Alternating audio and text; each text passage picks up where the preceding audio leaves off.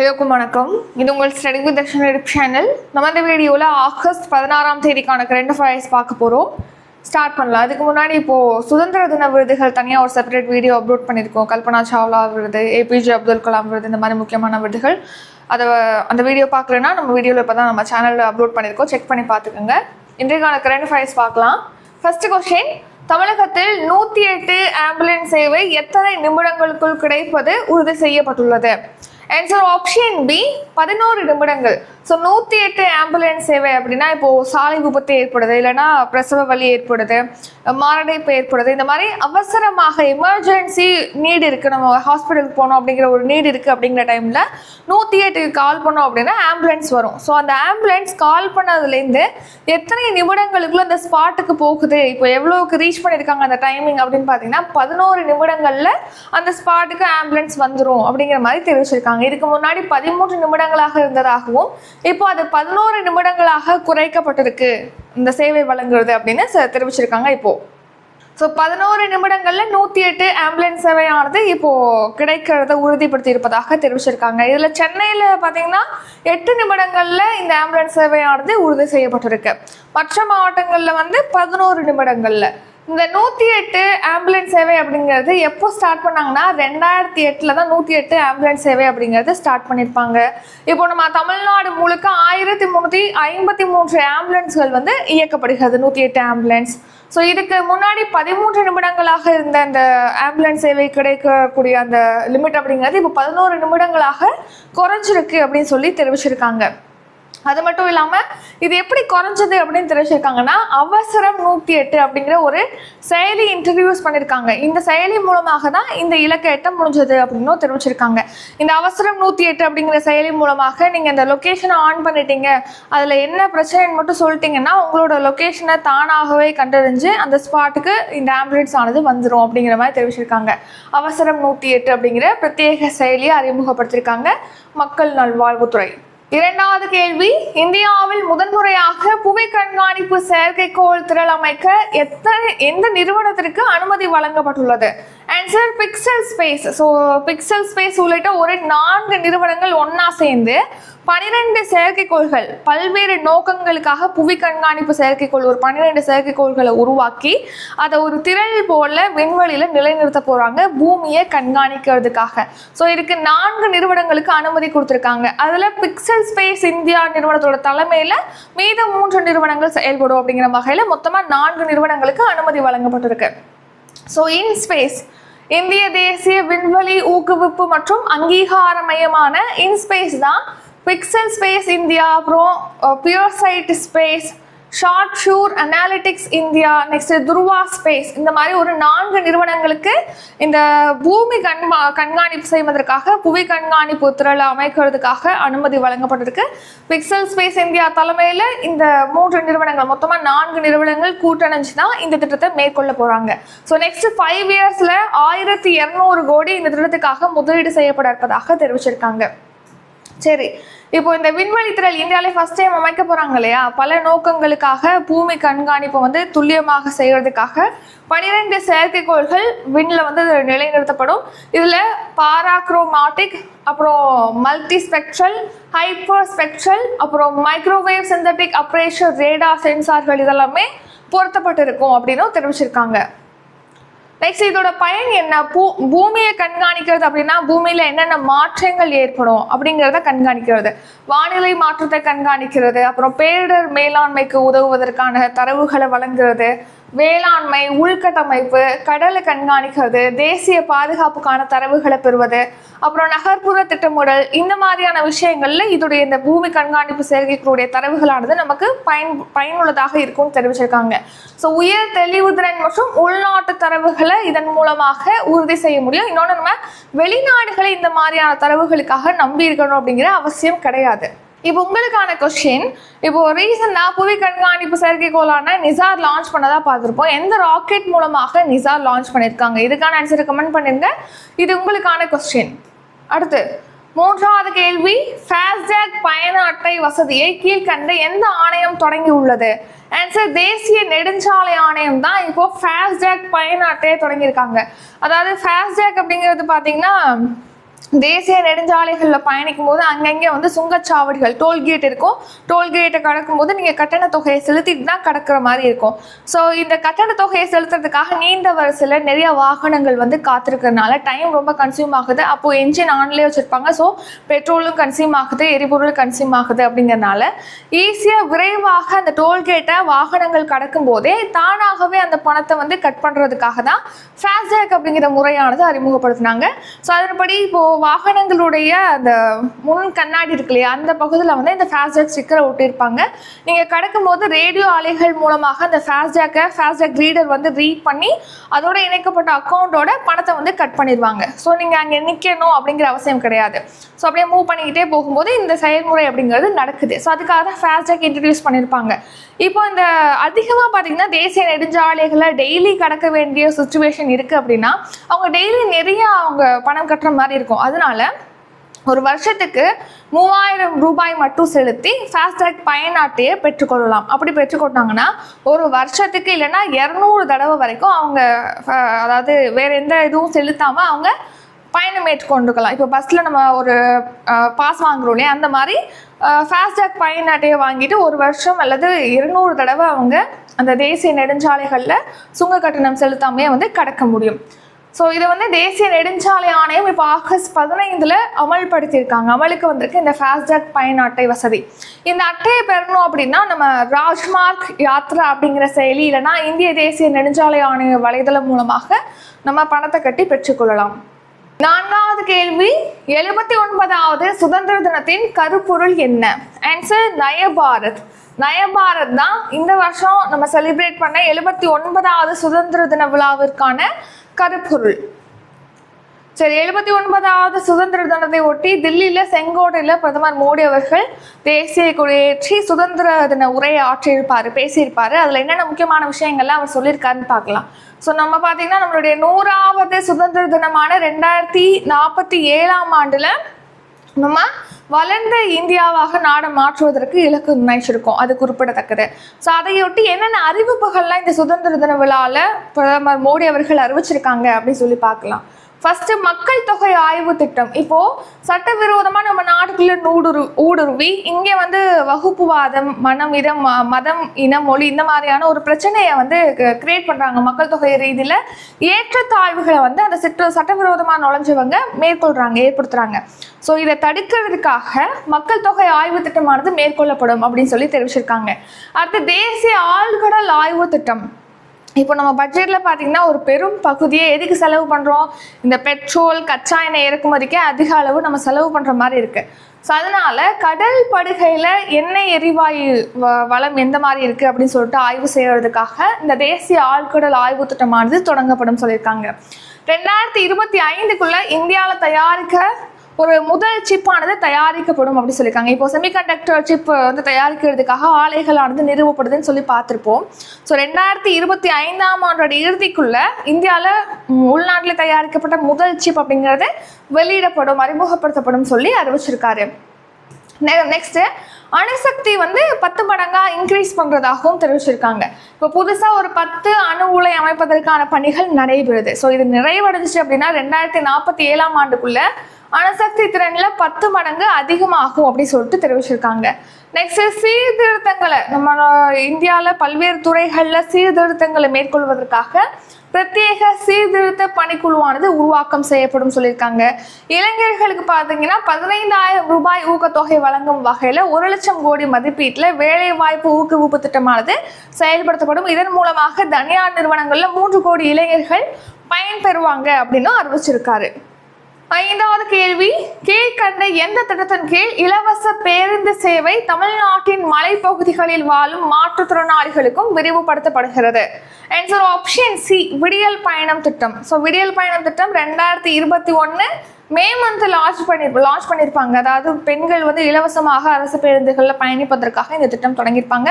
அடுத்து மலைப்பகுதி மக்களுக்கும் இதை அதாவது விரிவுபடுத்தியிருப்பாங்க. இப்போ என்னன்னா மலைப்பகுதியில் உள்ள மாற்றுத்திறனாளிகளுக்கும் இந்த விடியல் பயண திட்டத்திற்கு இலவச பேருந்து சேவையானது விரிவாக்கம் செய்யப்படும் சொல்லிட்டு முதலமைச்சர் ஸ்டாலின் அவர்கள் சுதந்திர தின உரையில வந்து அறிவிச்சிருக்காரு. 79வது சுதந்திர தின உரையில முதலமைச்சர் ஸ்டாலின் அவர்கள் ஒரு 9 புதிய அறிவிப்புகளை வெளியிட்டிருக்காரு.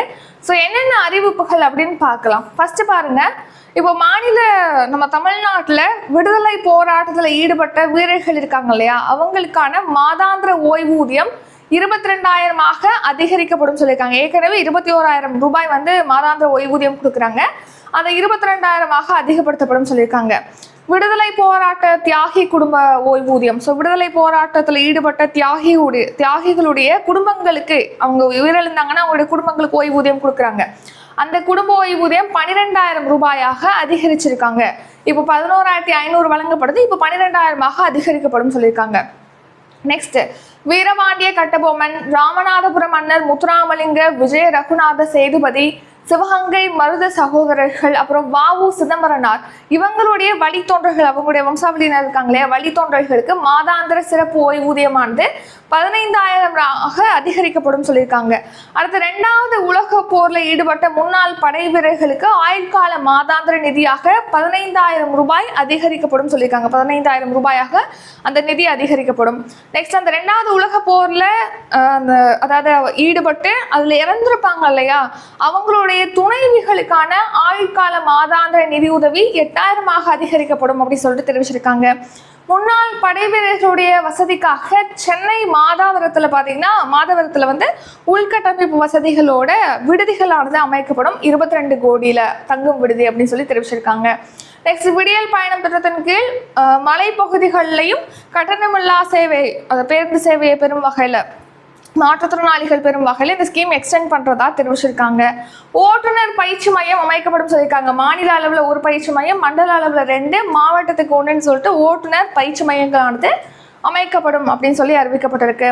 அடுத்த, கட்டுமான தொழிலாளர்கள் நல வாரியத்தில் பதிவு செஞ்ச தொழிலாளர்களுடைய குழந்தைகள் கல்லூரி படிக்கும் போதே அவங்களுக்கு இணைய வழியில திறன் மேம்பாட்டு பயிற்சிகளானது வழங்கப்படும் அப்படின்னு அறிவிச்சிருக்காங்க. 6வது கேள்வி, சுதந்திர தின உரையில் பிரதமர் மோடி அறிவித்த சுதர்சன சக்கர திட்டம் கீழ்கண்ட எதனுடன் தொடர்புடையது?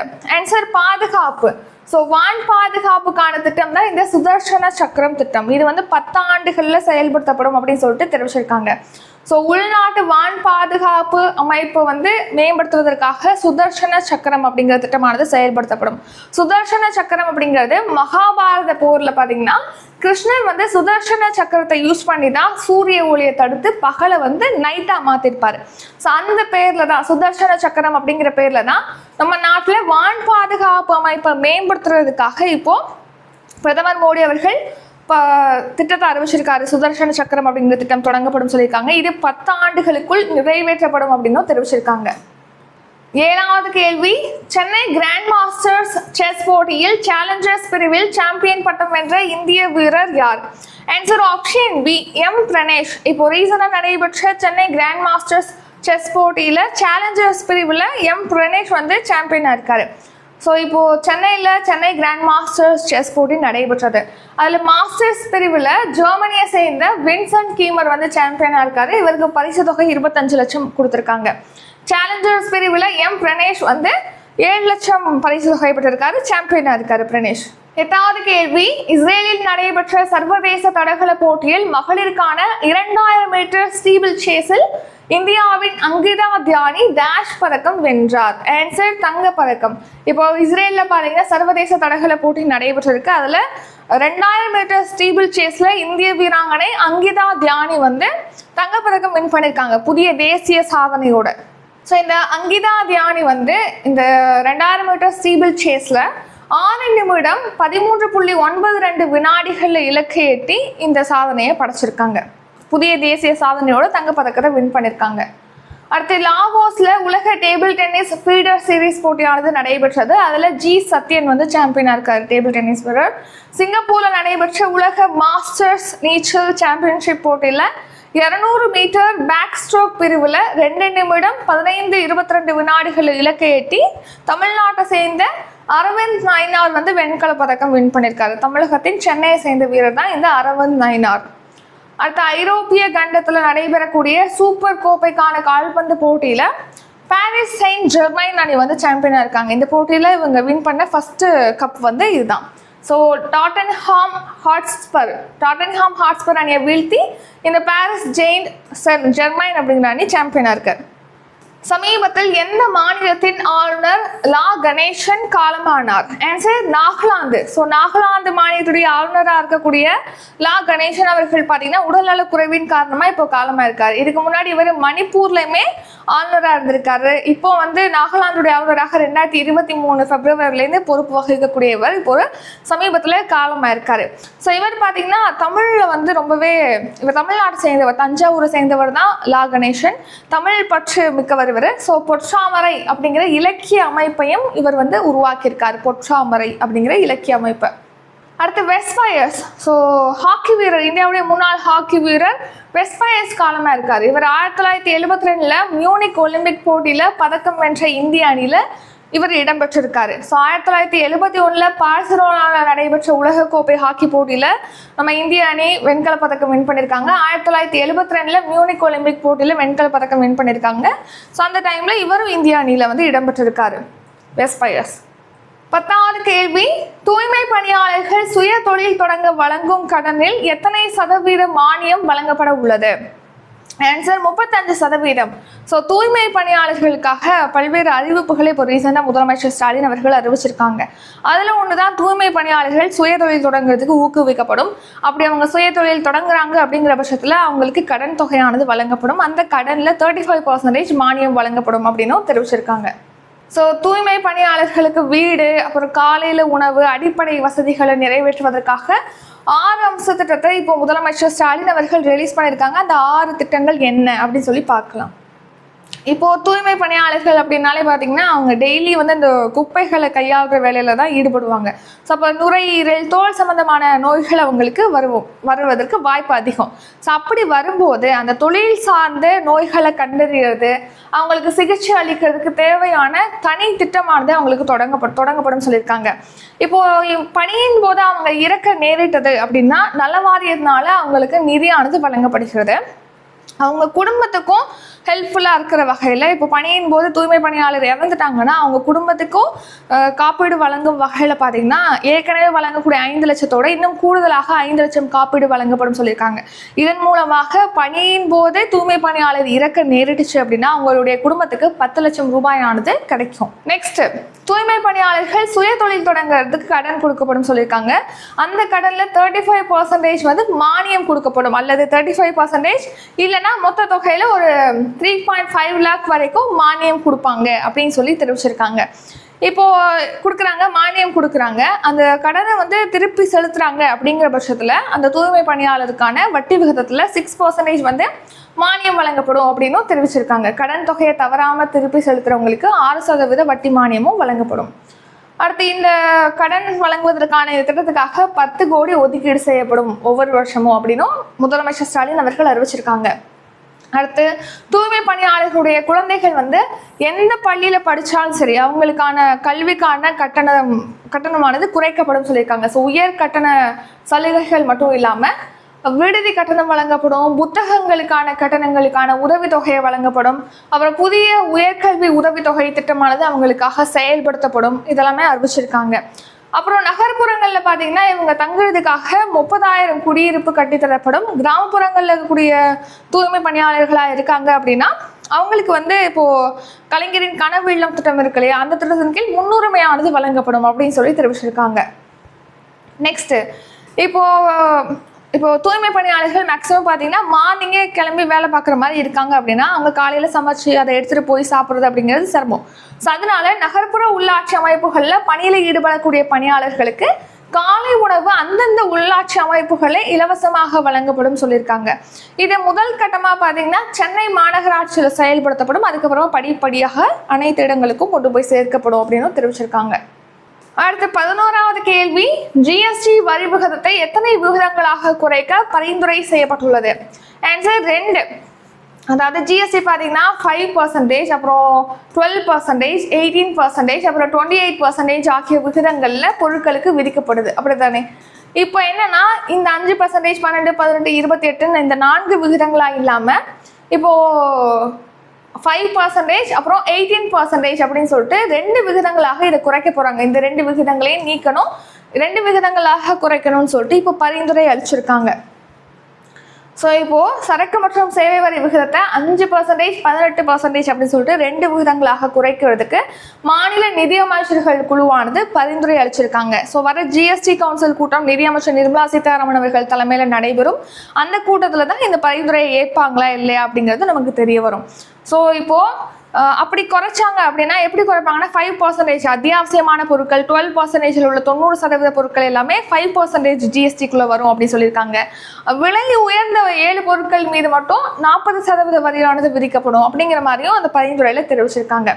மக்கள் அன்றாடம் பயன்படுத்தக்கூடிய பொருட்கள் மீதான ஜிஎஸ்டி ஆனது இதனால குறையும் அப்படின்னு தெரிவிச்சிருக்காங்க. ஜிஎஸ்டி அப்படிங்கிறது குட்ஸ் அண்ட் சர்வீசஸ் டாக்ஸ் 2017ஆம் ஆண்டு ஜூலை 1 தான் நாடு முழுக்க அமலுக்கு வந்தது. ஜிஎஸ்டி சட்டம் அப்படிங்கிறது 101வது திருத்த சட்டம் தான் ஜிஎஸ்டி.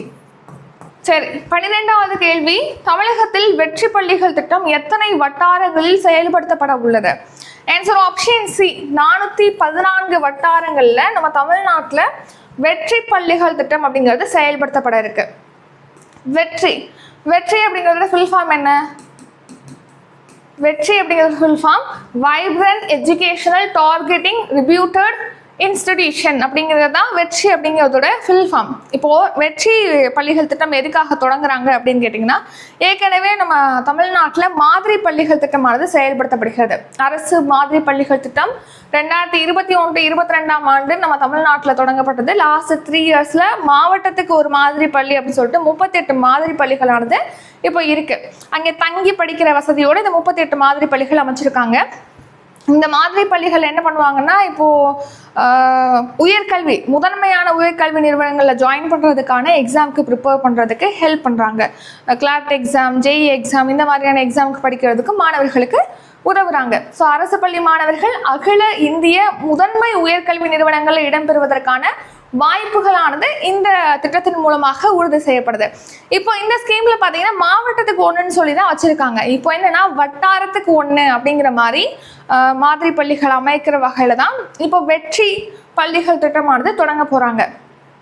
ஸோ வெற்றி பள்ளிகள் திட்டம் பார்த்தீங்கன்னா இப்போ 111.37 கோடி ஒதுக்கீட்டில் செயல்படுத்தப்பட இருக்கு. மொத்தமாக 414 வட்டாரங்களில் இந்த திட்டத்தின் கீழ் 500 வெற்றி பள்ளிகள் அமைக்கிறதுக்கு திட்டமிட்டு இருக்காங்க. இப்போ முதல் கட்டமாக 236 வட்டாரங்களில் 57.73 கோடி ஒதுக்கீட்டில் வெற்றி பள்ளிகள் அமைக்கப்படும். அதுக்கப்புறமா செகண்ட் ஃபேஸில் 178 வட்டாரங்களில் 2026-27ஆம் கல்வியாண்டில் வெற்றி பள்ளிகள் அமைக்கப்படும் சொல்லியிருக்காங்க. ஸோ மொத்தமாக 414 வட்டாரங்கள்ல 500 வெற்றி பள்ளிகள், அதாவது ஒவ்வொரு வட்டாரத்திலுமே ஒரு அரசு மேல்நிலை பள்ளியானது வெற்றி பள்ளியாக தரம் உயர்த்தப்படும். அங்கே பார்த்தீங்கன்னா மேல்நிலை உயர்கல்வி நிறுவனங்களுக்கு முதன்மையான உயர்கல்வி நிறுவனங்களில் சேர்வதற்கான பயிற்சிகளானது வழங்கப்படும் சொல்லியிருக்காங்க. என்னென்னலாம் இதில் முக்கிய அம்சங்கள் இருக்குது வெற்றி பள்ளிகள் திட்டத்தில் அப்படின்னா, ஒவ்வொரு வாரமும் பார்த்தீங்கன்னா உயர்கல்வி வழிகாட்டு வகுப்புகள், உயர்கல்வி படிப்பதற்கான வழிகாட்டி வகுப்புகள், முதன்மை உயர்கல்வி நிறுவனங்களில் நுழையிறதுக்கான அந்த எக்ஸாமுக்காக மாடல் கொஸ்டின் பேப்பரை வந்து தயாரிக்கிறது, காணொலி பாடங்கள் அவங்களுக்கு நடத்துறது, ஆசிரியர்கள் மூலமாக நேரடி பயிற்சி வகுப்புகள் நடத்துறது, இந்த மாதிரியான அம்சங்கள்லாம் இந்த ஸ்கீமில் வருது. ஸோ ஒரு வட்டாரத்துக்குள்ளே இருக்கக்கூடிய அனைத்து உயர்நிலை படிக்கக்கூடிய மாணவர்கள், அதாவது மேல்நிலை படிக்கக்கூடிய மாணவர்கள், +2 படிக்கக்கூடிய மாணவர்கள் இந்த இதில் வந்து இந்த பயிற்சியை பெற முடியும் அப்படின்னு சொல்லிட்டு தெரிவிச்சிருக்காங்க. மொத்தமாக இதனால் 50,000 மாணவர்கள் பயன்பெறுவாங்க அப்படின்னும் தெரிவிச்சிருக்காங்க. இதனால் அரசு பள்ளியில் சேரக்கூடிய எண்ணிக்கையும் அதிகரிக்கும், மாணவர்களோட சேர்க்கை விகிதமும் அதிகரிக்கும். Next short news. தேசிய கைத்தறி தினம் ஆகஸ்ட் 7ஆம் தேதி செலிப்ரேட் பண்ணுறோம். அதாவது 1905 சுதேசி இயக்கமானது ஆகஸ்ட் 7ஆம் தேதி தொடங்கப்பட்டது.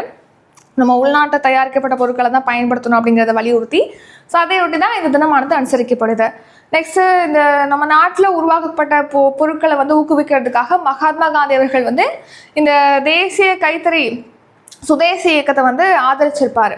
அடுத்து காவல்துறையில் அளப்பரிய பணியாற்றியதற்காக பார்த்தீங்கன்னா குடியரசுத் தலைவரின் காவல் பதக்கமானது தமிழக காவல்துறை கூடுதல் டிஜிபி பி பாலநாகதேவி, ஐஜிக்கள் ஜி கார்த்திகேயன், எஸ் லட்சுமி ஆகியோருக்கு அறிவிக்கப்பட்டிருக்கு.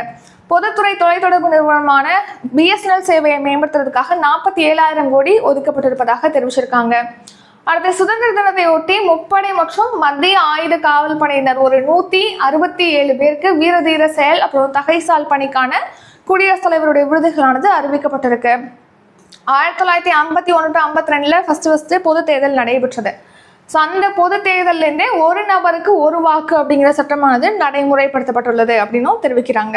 அடுத்து ஆபரேஷன் சிந்தூர் நடவடிக்கையின் போது துணிச்சலாக செயல்பட்ட ஒரு 18 எல்லை பாதுகாப்பு படை வீரர்களுக்கு நாட்டின் சுதந்திர தினத்தை ஒட்டி வீரதீர விருதுகளானது இப்போ அறிவிச்சிருக்காங்க.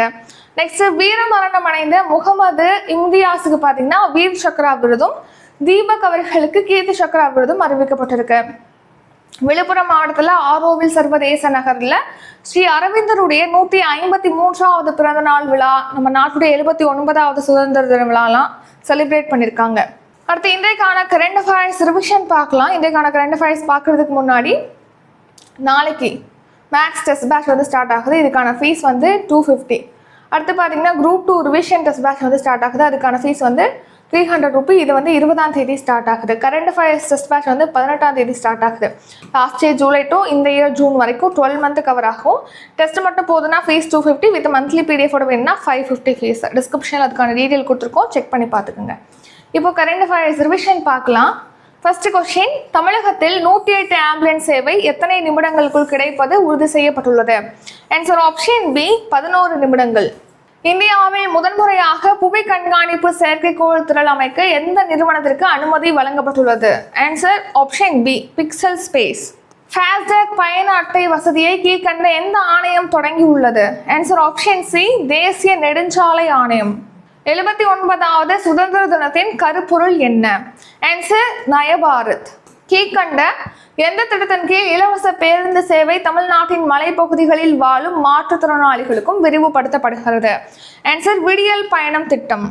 சுதந்திர தின உரையில் பிரதமர் மோடி அறிவித்த சுதர்சன சக்கரம் திட்டம் கீழ்கண்ட எதனுடன் தொடர்புடையது?